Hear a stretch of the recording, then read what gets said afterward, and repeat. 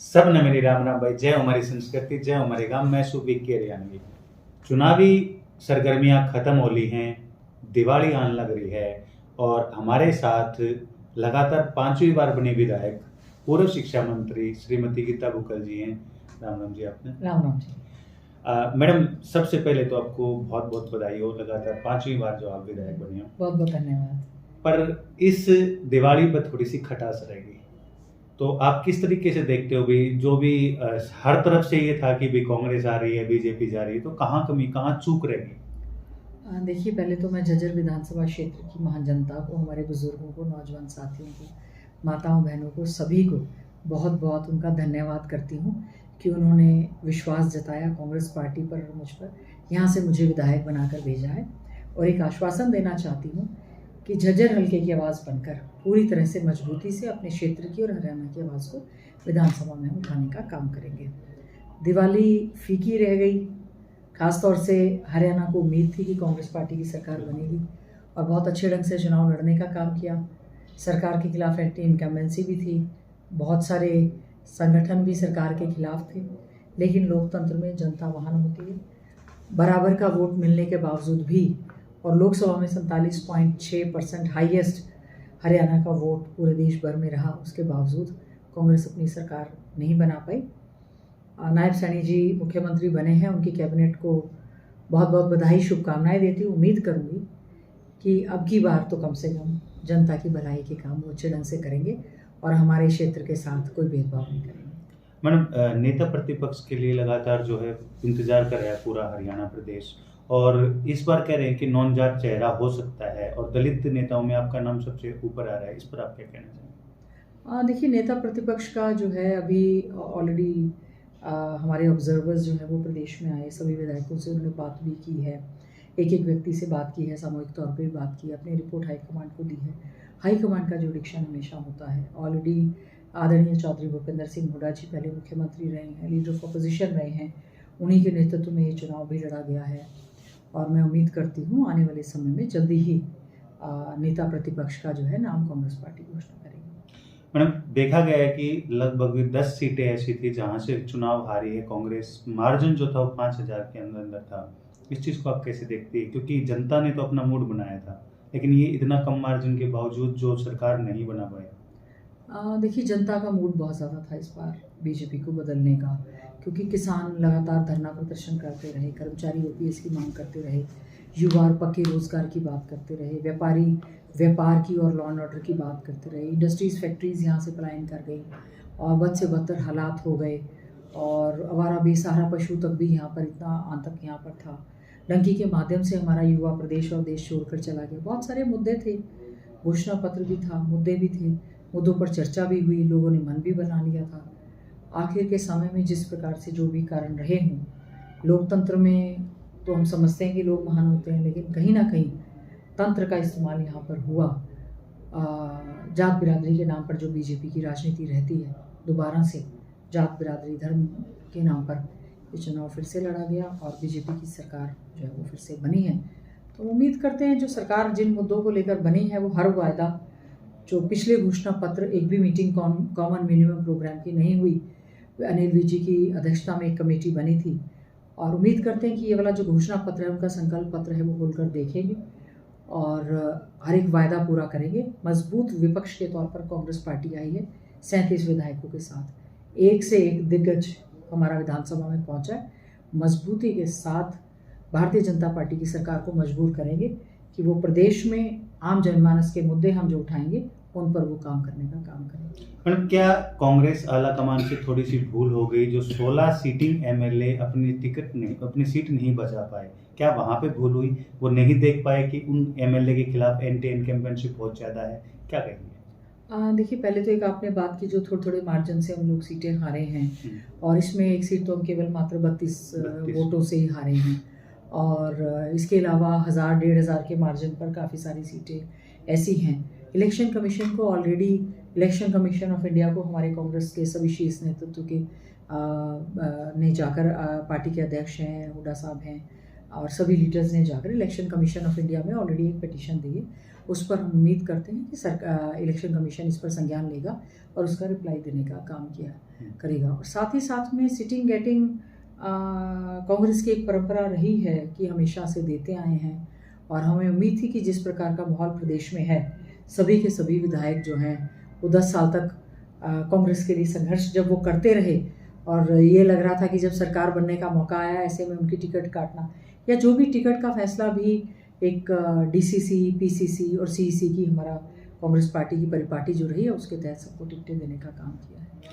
हरियाणा के और जबकि बीजेपी के तो बहुत सारे मंत्रियों की या तो टिकट काट दी गई, हाँ, या उनको मंत्रिमंडल से हटा दिया गया, या सारा का सारा मंत्रिमंडल हार गया। जिस तरीके से हरियाणा के मुख्यमंत्री ने शपथ लेते ही 25,000 नौकरियां दी और कांग्रेस पर लगातार आरोप लगा रहे हैं कि उन्होंने स्टे लेने की कोशिश की, स्टे लिया उसके ऊपर, इस पर आप क्या कहना चाहिए? देखिए, मुख्यमंत्री हैं प्रदेश के, क्या उनको नहीं मालूम है कि जब जिस समय आचार संहिता लग जाती है तो आप नौकरी एक ट्रांसफर भी नहीं कर सकते?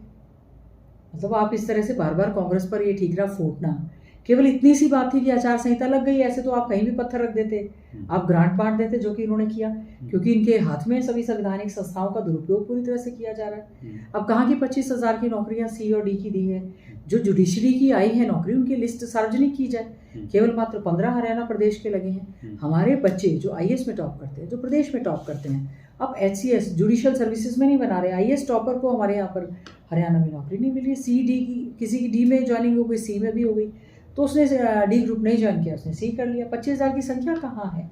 और कांग्रेस क्यों रोकेगी? कांग्रेस क्यों रोकेगी जब हम ये लड़ाई लड़ रहे हैं कि 2 लाख पक्की नौकरी हम देने का काम करेंगे? ये तो सभी को मालूम है, जब आचार संहिता लग जाती है तो आचार संहिता लग जाती है, किसी भी प्रकार का कोई कार्य नहीं हो सकता। तो अब ये तो मुख्यमंत्री हैं प्रदेश के, फिर भी इस तरह की बात कह रहे हैं, उनको सोचना चाहिए। कांग्रेस सही बात कह रही थी, और हमने ये भी अपने घोषणा पत्र में लिखा था कि अगर कांग्रेस की सरकार बनती है तो जो युवा जिनका रिजल्ट घोषित हो चुका है, हम उनका वेरिफिकेशन करवा के उनको ज्वाइनिंग देने का काम करेंगे। मैडम, जिस तरीके से दिवाली जब भी आती है तो हरियाणा प्रदेश में एक पराली का बवाल उठता है और किसानों के खिलाफ जो है मुकदमे किए जाते हैं, तो आप इस चीज़ को कैसे ले रहे हो? क्या सरकार इसमें विफल रहती है पॉल्यूशन को रोकने में? देखिए, ऐसा है, पॉल्यूशन तो बहुत ज़्यादा लगातार जब होता रहता है, चाहे वो वाटर पॉल्यूशन है, चाहे एयर पॉल्यूशन है, इंडस्ट्रियल पॉल्यूशन है, चाहे एग्रीकल्चर पॉल्यूशन है, केवल और केवल किसान के ऊपर रेड एंट्री करना, उसकी फसल को ना खरीदना और बैन कर देना, उनके खिलाफ कार्रवाई करना, उनके ऊपर एफआईआर दर्ज करवा देना। पहले ही तो किसान, पहले ही हमारा अन्नदाता बहुत ज़्यादा दुखी है, और साथ साथ में इस तरह के हथकंडे अपनाना, किसानों को इनको फैसिलिटेट करना चाहिए। जो पराली को काटने की और बांधने की जो मशीनें आती हैं वो करोड़ों रुपए की लागत से है, वो 100 किलोमीटर तक 1-2 मशीनें हैं, तो सरकार को उसकी पूरी, कहीं पर फसल जल्दी आ जाती है धान की, जीरी की कहीं पे बाद में आती है, तो सरकार को पूरा का पूरा सोचना चाहिए। और एनजीटी बिल्कुल ठीक कह रही है, सुप्रीम कोर्ट कह रही है, लेकिन बहुत सारी चीज़ों से पॉल्यूशन होता है, तो इनको जो है ये कंटिन्यूस प्रोसेस है। केवल अब जैसे दिवाली आ रही है, दिवाली में भी पटाखे और सब, तो इंडस्ट्रीज फैक्ट्रीज पर इस तरह से कहना चाहिए भी आप ग्रीन, मतलब इन चीज़ों को जो वो है ऐसी चीज़ों का इस्तेमाल करें जिससे पॉल्यूशन ना हो। पॉल्यूटेड वाटर इतना जा रहा है, घरों में पीने का पानी आ रहा है, गंगा जमुना इतनी गंदी बह रही है, क्या उससे पॉल्यूशन नहीं होता? तो पॉल्यूशन तो बहुत तरह की चीज़ें होती है जिससे होता है, पुरानी गाड़ियों से होता है, तो कई तरह की चीज़ें हैं।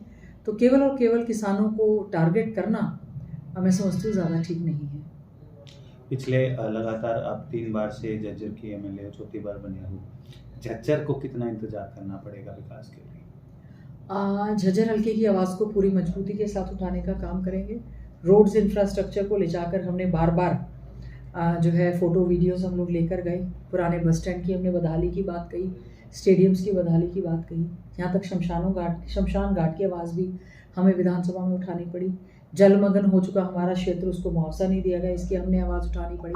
तालाबों की सफाई को लेकर 5-6 बार प्रश्न लगे कि बहुत बड़े हादसे हो रहे हैं। आवारा बेसहारा पशुओं को लेकर प्राइवेट मेंबर बिल मेरा लगा 1 घंटा 50 मिनट तक, 32 पेजेस की प्रोसीडिंग से, बंदरों को लेकर, आवारा बेसहारा पशुओं को लेकर प्राइवेट मेंबर बिल मेरा एक्सेप्ट हुआ। उसके बाद क्या हुआ? बीजेपी के लोग केवल दुष्प्रचार करते हैं। मुश्किल से रो पिट के कुछ ग्रांट हम लेकर आए, उसको हमने लगवाने का काम किया। बीजेपी के लोगों ने हमारे क्षेत्र के साथ, बीजेपी की सरकार ने भेदभाव किया। इसीलिए जिस दिन 1 दिन का ओथ का जो हमारा कार्यक्रम था, उसमें जब स्पीकर महोदय को बधाई दी जा रही थी, तो हमने साथ साथ में मुख्यमंत्री जी को ये भी कहा है कि सबका साथ सबका विकास और सबके विश्वास के नारे पर आप खरे उतरे, और जहाँ से कांग्रेस के विधायक हैं वहाँ पर भी आप समान विकास करवाने का काम करें। और जो भी सत्र रहेगा मैं झज्जर विधानसभा क्षेत्र के सभी को एक आश्वासन देना चाहती हूँ, आवाज़ आपकी दबने नहीं दी जाएगी। मजबूती के साथ झज्जर के जो पेंडिंग इश्यूज़ हैं, जो पाइपलाइन में प्रोजेक्ट्स थे, उनको पूरा करवाने का काम करेंगे। बहुत बहुत धन्यवाद मैडम। दिवाली पर हमारी जो झज्जर हल्के की और हरियाणा की जनता है उनको कैसा संदेश हैं? दीपावली के इस शुभ अवसर पर मैं सभी को बहुत बहुत बधाई और शुभकामनाएं देना चाहूँगी। दिवाली भी भगवान श्री राम अयोध्या लौट कर आए थे और दिवाली इसलिए मनाई जा रही है, तो मैं समझती हूँ कि आने वाला समय सभी के लिए सुख शांति समृद्धि लेकर आए, ऐसी मैं कामना करती हूँ। सभी को दीपावली के इस अवसर पर बहुत बहुत बधाई और शुभकामनाएं। Thank you ma'am. लगातार मैडम से बात करते रहेंगे, आपको रूबरू करवाते रहेंगे ऐसी ही शख्सियत से। लगातार हमारी यही कोशिश रहती है कि हम आपको ज़्यादा से ज़्यादा शख्सियत से जो मिलवाएं और आपके जो सवाल हैं वो हम अपने माध्यम से जो हैं, कोई भी शख्सियत हमारे साथ रहती हैं। आज लगातार 5 बार से विधायक श्रीमती गीता बुकर पूर्व जो हैं शिक्षा मंत्री, उनसे बात करवाई। एक काम कर दियो भाई, वीडियो ने घनी शेयर कर दियो, चैनल ने सब्सक्राइब कर दियो। सब ने मेरी राम राम भाई, सब ने।